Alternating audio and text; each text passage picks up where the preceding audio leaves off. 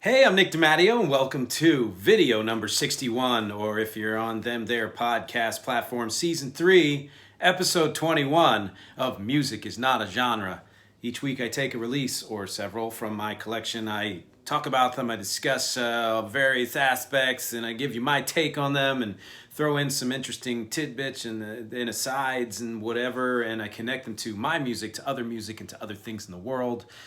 Thank you to everyone who is listening and watching right now, who has clicked and read and subscribed and shared, and anyone who is a Patreon patron especially. Thank you very much. Your support means a lot and helps me do everything I do. This week, because we're in this CD collection, so I was at a point where I could just go and buy the things that were my favorites, even if I already had them in another format. I talked about that in another podcast where, man, reissues really bolster the music industry, especially during tough times, but really always. And so we're going to end up hitting these favorite bands of mine more often than we did with vinyl or even with cassette. And, so this week, it's, if you those of you can already see, and if you cannot, if you're listening, it is Violent Femmes, and the title that I've given here, a little twist, the spin, is Violent Femmes and Gender Duality, bands with perfect names. That's a lot to throw into a title. There's a lot of ideas there, but my whole point is to connect things with other things. That's what I'm doing, right? So, I didn't know this, but that's why you do research, right? Violent Femme band names are tricky. Names in general are tricky. I love naming things. Naming things, it's one of my, I think, specialties. It's one of my favorite things to do, is whether it's to name a song or an album or, a podcast or anything like that. Finding just the right name is excellent. Sometimes those names come right away. You're like, oh, that lyric's the title of the song, or that idea is the title of the podcast or essay or what have you. Any of those things. But often, and maybe more often than not, it takes some trial and error, right? So that has happened with a ton of bands. Some extremely famous bands, and we're going to do something a little fun. Once we're done talking about the Violent Femmes and the ideas that I put forth in that title, we're going to end this podcast with a little list of famous bands who started out with different names. And I'll give it a second pause maybe, see if you can guess the band before I get to the end, because some of them have more than one name even before they got to their last one. That said, Violent Femmes didn't. They nailed it on the first try. And the funny thing about that is, and I think a good lesson, is that it was a joke. I think Brian Ritchie, one of the founders, was talking to somebody, and it had something to do with his brother being in a band, and the guy asked, what's the name of the band? And he just off the top of his head, Violent Femmes. And this was around 1980 or so it was the post-punk era when things still had, that kind of edge to them with a little twist. And, it kind of captured that moment and that era extremely well, but more so than that. And what they didn't know at the time, because it was started out as a joke, which they decided to say, hey, that sounded pretty good, let's keep it. He and Victor DeLorenzo, the drummer, they said, let's keep it. And what they didn't know at the time was it would end up being the perfect name for the band, which is part of the title here, Bands with Perfect Names. It's the idea that once you find that name that somehow embodies the work you're doing, sometimes you're a band who is living up to that name and you're kind of filling out the meaning of that name, and that's a cool way to do it. And other times the material you already have fits that name, that's where the name comes from. But either way, it's this kind of perfect synergy. And that didn't happen right away. I mean, the band was the band, but they weren't really Violent Femmes until I think it was maybe a year later in 81 when they discovered Gordon Gano, the lead singer and principal songwriter and guitarist, actually playing at a high school concert. He was being inducted into the National Honor Society. And I don't know where they saw him play. It wasn't there because they ended up, I believe, playing with him for that. And it was some scandal or what have you. What's his name? Elvis Costello went on to Saturday Night Live to play one song and decided to play another one at the last minute and got into a ton of trouble because it was a more scandalous song for whatever reason. And Gordon Gano did that at this high school function. He had written some other nicer song, let's say, and then they decided to play Give Me the Car at the last minute, and I think they stopped the performance or something like that. But the point being, they gelled as a trio, and the songs that he was singing kind of really fleshed out the name of the band. And he had nothing to do with naming the band. So it's kind of incredible that it all worked out that way. You have that kind of, what seems like a loosey-goosey but very bare bones instrumentation of the acoustic bass, upright bass, and sometimes the regular acoustic bass, and an acoustic guitar, and then drums. But the drums were mostly just a snare. For the longest time, there was not even a kick drum. So there would be the three of them standing up, playing, even the drummer. And that was it. That was like the total instrumentation for, like I said, for the longest time. And that kind of rawness came from punk, but it was post-punk because it put a little spin on it. They've often called the Femmes folk punk.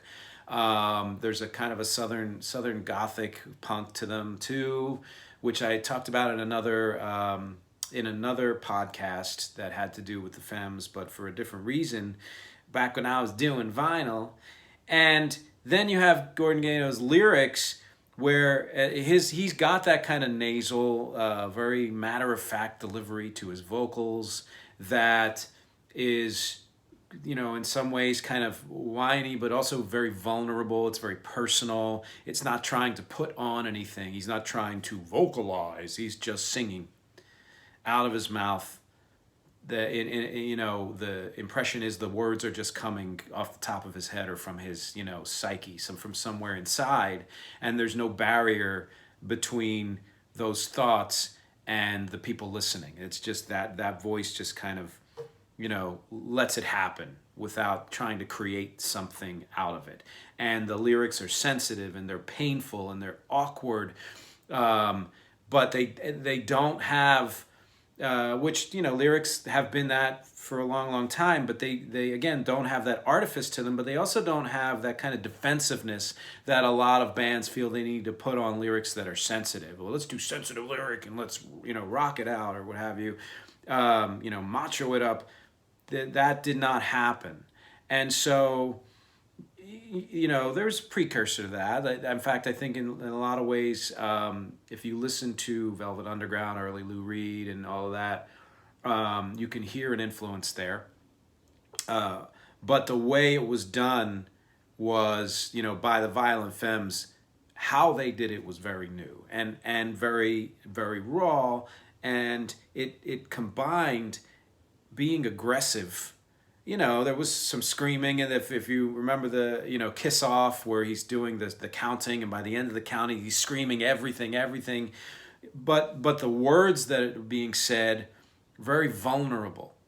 One of the other, I think it was Victor DeLorenzo, I think, is quoted as saying like he basically was describing what almost all adolescents go through, that kind of the pain, that vulnerable emotions can be very volatile, and that kind of combination of volatile and vulnerable, angry and pleading, hard and soft, really, to me, and without me even knowing at the time, and they probably certainly didn't really think of it that way, it blurred the line between what we usually consider to be masculine traits and feminine traits, and which, their ability to do that and do it without apology and without artifice and without trying to make it into, all hard, all soft, what have you, or hide the words in some way, and just being kind of a complete human,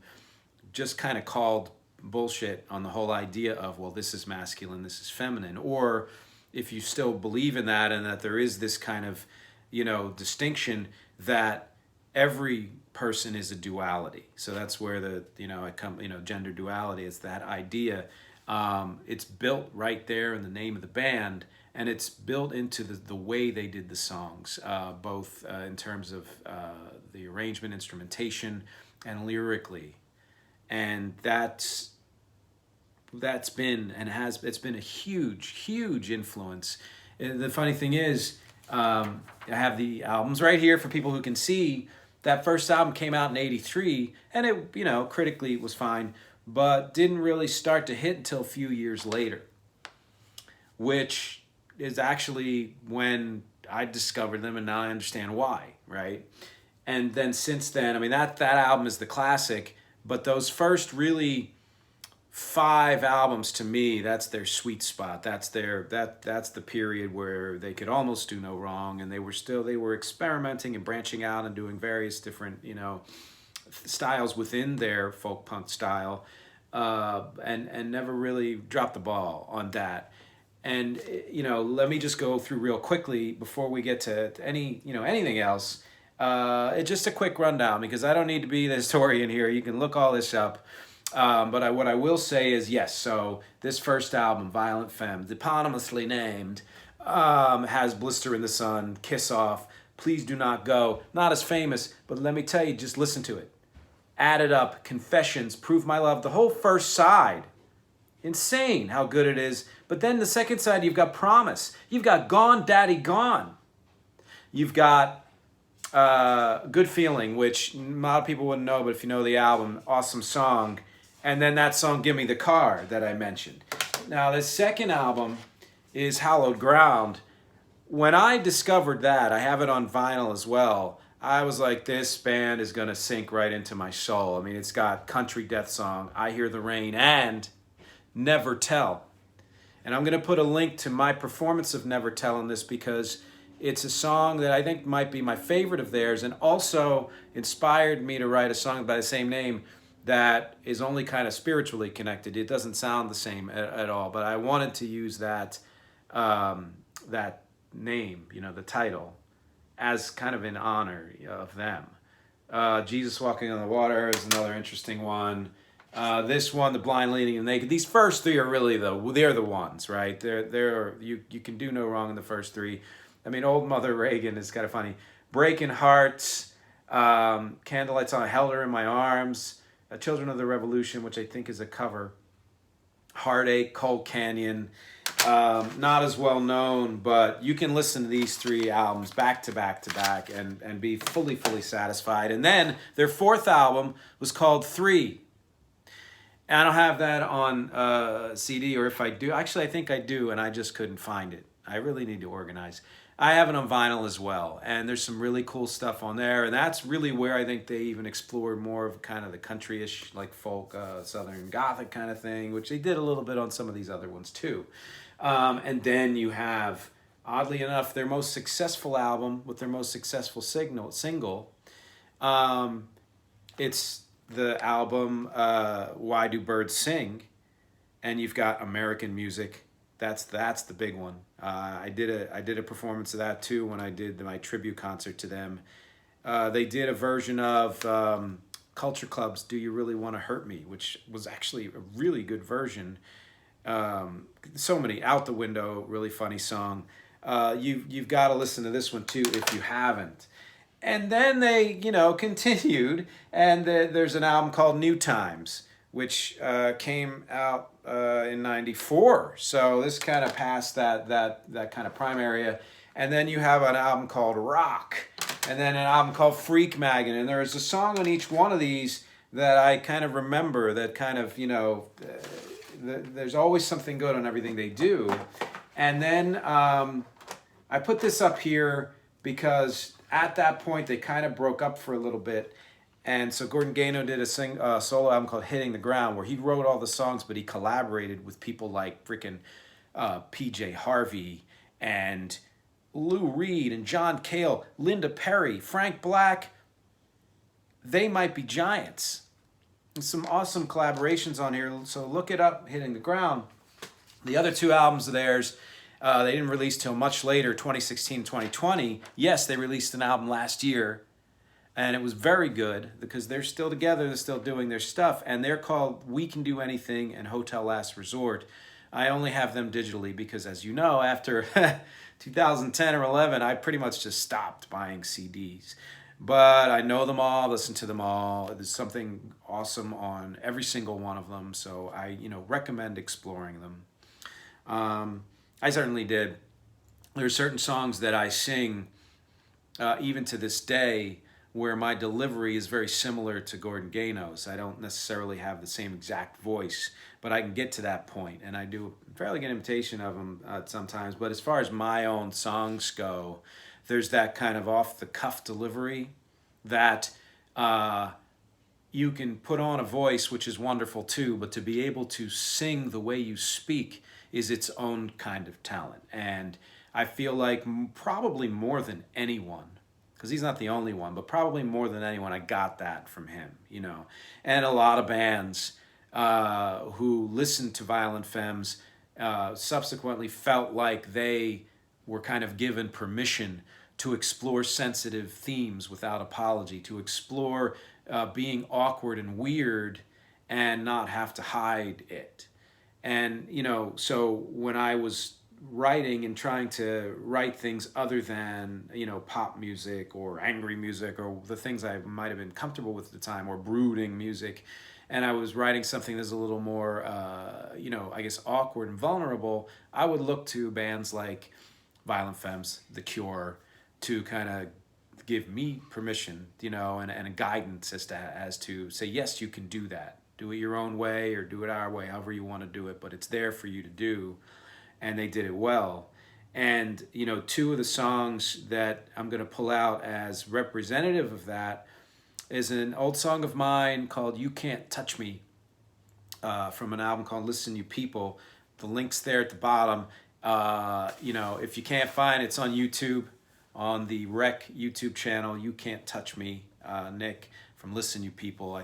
It'll probably pop up if you search for it, but click the link, it's easier, and you'll get that sense. I think you'll hear the influence. And then a more recent song off of last year's Rec album, Sympathy for the Weird, Lost Found. Really, a couple of songs on that album really have that kind of, vulnerable lyric with unadorned music and no apology about, being sensitive and that kind of thing.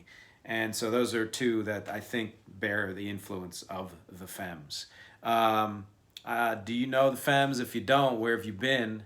Did they mean anything to you, or were they before or after your time? I don't know.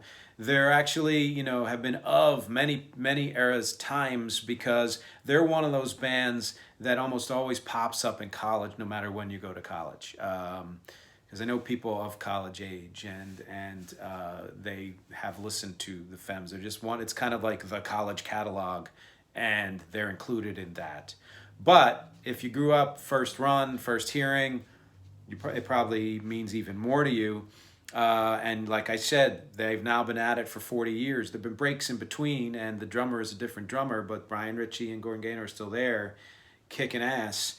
Are there bands that you know of who kind of hold that same gender duality, who are kind of throw out the rules of gender? And not just bands, glam bands, or like a band like Dorian Electra, where it's exploring kind of drag and sexual themes, but even from a non-sexual sense, are there bands you feel have been able to express themselves? I think Liz Phair is another great example. She never felt like she needed to sing like a quote-unquote woman.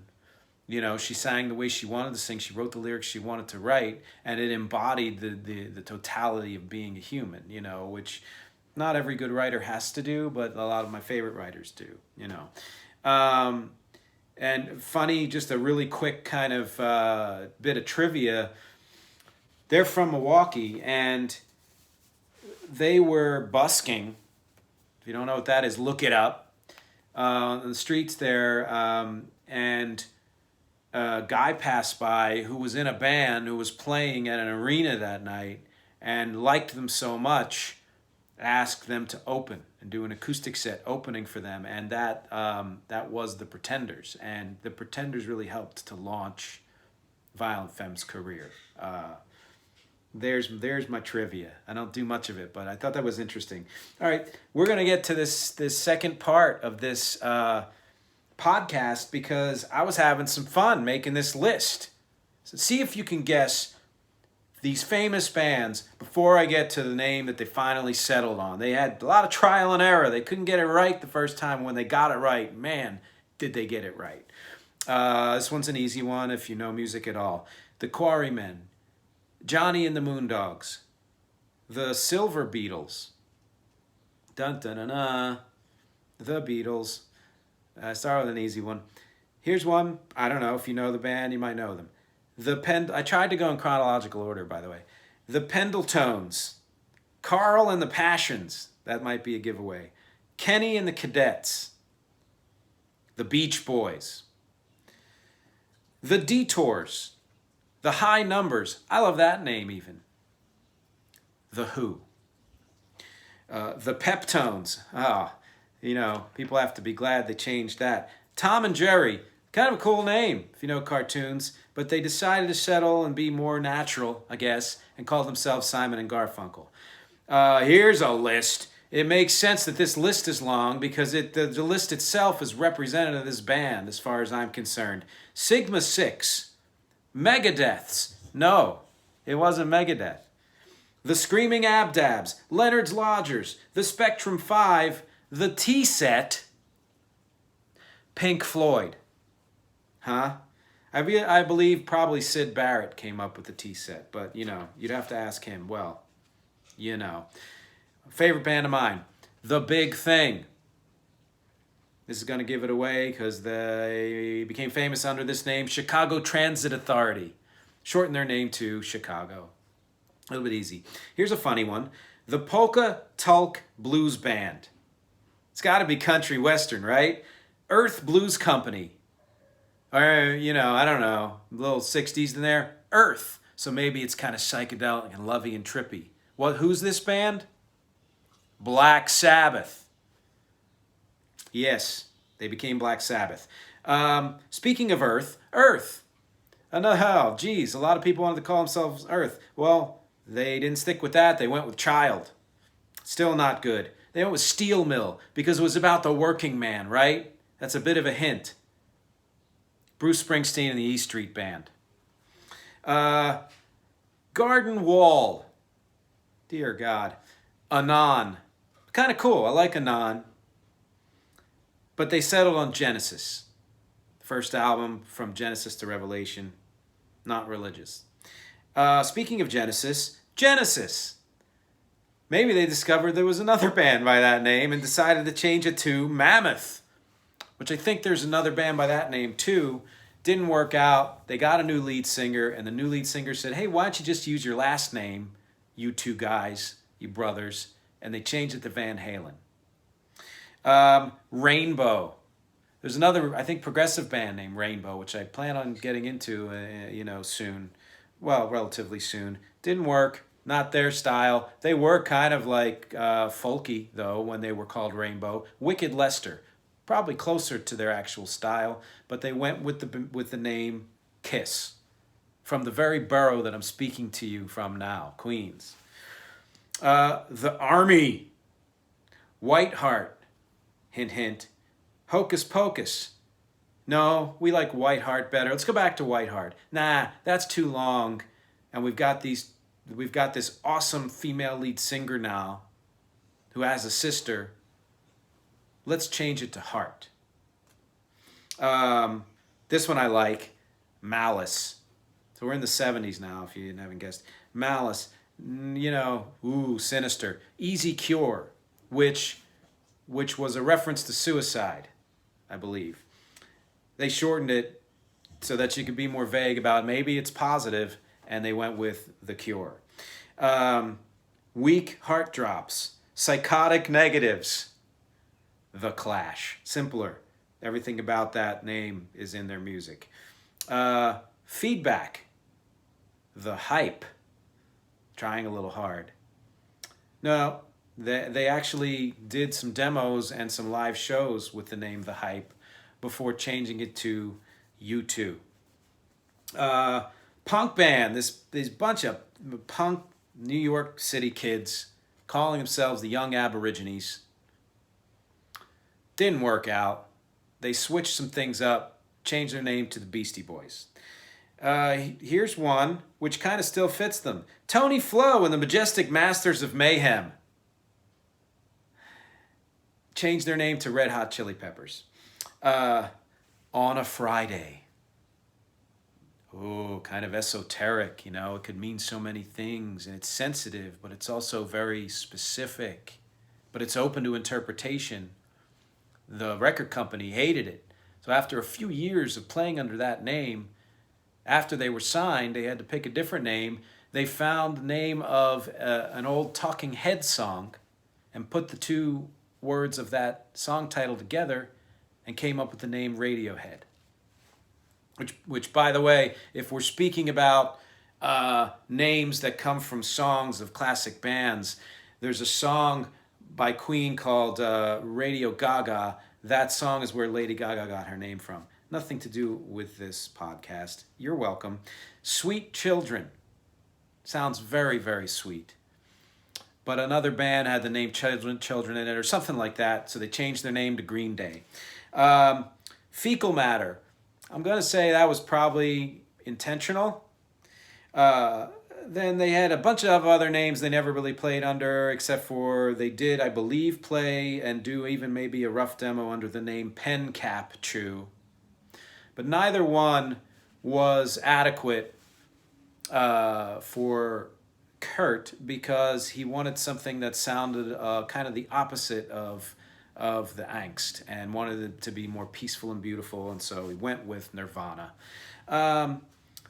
Those crazy grunge kids coming up with a name like Mookie Blaylock, which was an NBA star. And I guess it was a joke too. But it was a joke with kind of like an in-your-faceness to it, which makes sense for that kind of music in that era. Mookie Blaylock didn't like it. So they decided to name it after, I forget, like somebody's aunt's, like confection that they made at home, and that's where they got the name Pearl Jam. Okay, I just did a podcast on this band, so that's a hint. Mighty Joe Young, name of a movie, but I think there's another band by that name, so that didn't work out. So for some reason, and I didn't know this till recently, they went with the name Shirley Temple's Pussy. Why not? Sure. Why not? You know, she had one, and you honor it, I guess. I don't know. But that didn't fly, but they kept the initials of Shirley Temple's Pussy and changed it to Stone Temple Pilots. And then, man, yeah, I'm skipping a lot because this is only like 20 and there's got to be hundreds. Pectorals. You know, what kind of a band? Right? Some hard-ass band who's a macho, whatever. Starfish.